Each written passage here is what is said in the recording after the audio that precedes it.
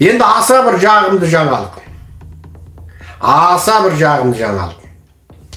Мынау орыстардың тура езуін көбіктеніп мақтанатын С-400 бар ғой. Сол қирады.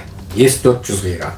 Бұл енді қазір бұл С-400-ден тағы біреу қирады деген сөз. Білесіздер, Ресейде қазір С-400-ді одан ары өндіре алмайды. Енді С-400-ді одан ары өндіре алмайды. Себебі қазіргі Ресейдің зауыттарының өзі бұны өндіруге тиісті жабдықтарды ала алмай отыр. Енді қараңыздар, осының өзі қазір 78 жерде орнатылды деген мөлшер бар. Көп адамдар айтады, ол 50-ге де жетпейді дейді. Твиттердегі жазбада 50-ге де жетпейді. Енді ойлаңдар, С-400 кешенін украиндар келді де дронмен атып тастады. Дронмен. Бітті. Қазір Ресейде бұл да жоқ. Енді қазір бұл С-400-дің өзін енді есептеңіздер. С-400-дің өзі соңғы осы жартайда олар С-400-ден екеуінен айырылды. Енді былай қараңыздар. Ресейде бір С-400 жойылса, бітті, оның орнын толтыратын жоқ. Міне жартайда екеуі жойылды. Естеріңізде ма? С-400-ді сатамын деп Түркия аламын деп Ердоған, Ресей сатамын деп, Түркия аламын деп, Түркия оны алмасын деп, ию-ғию боп дау болған С-400. Ердоған батыстың наразылығына қалмай С-400-ді алған С-400. Сол, орыстар оны тіпті бір өзіне керемет сенімді деген елдерге сататын. Бір мемлекеттік байлық есебінде қаралатын С-400. Міне, 15 күннің ішінде екеуін жоғалтты. 15 күннің ішінде екеуін жоғалтты. Енді қазір ең маңызды ақпаратты сіздерге оқып береміз. Бұл ағылшын тіліндегі Kyiv Post деген сайттан алынды. Kyiv Post. Енді қараңыздар. Бойко мұнарасы деген мұнара. Бойко. Ағылшын тілінде Google-ге жазып Бойко Towers.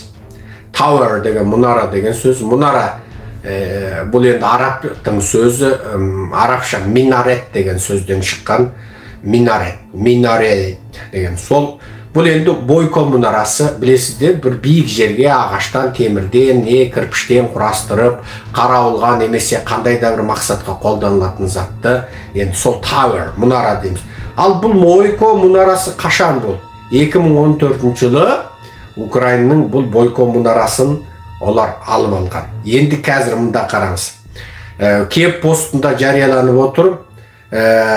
Неліктен Бойко мұнараларын Украиналық бақылауға қайтарылуы соншалықты маңызды деген мақала тұр. Kyiv Postта тұр. Бойко мұнараларын украиналықтардың бақылауға алу, яғни украиндардың қайтарып алу қаншалықты маңызды дейді. Kyiv Post деген Киевтің ағылшын тіліндегі ақпаратында тұр.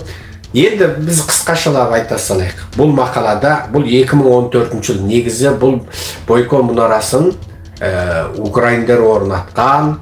Енді соны Ресей 2014 жаулап алған. Сосын мұнараның басына бүкіл Қара теңіздегі жыбырлаған кеменің бәрін бақылайтын, жоғары технологиялы жабдықтарды орнатқан, биіктен бақылап отыратын бір.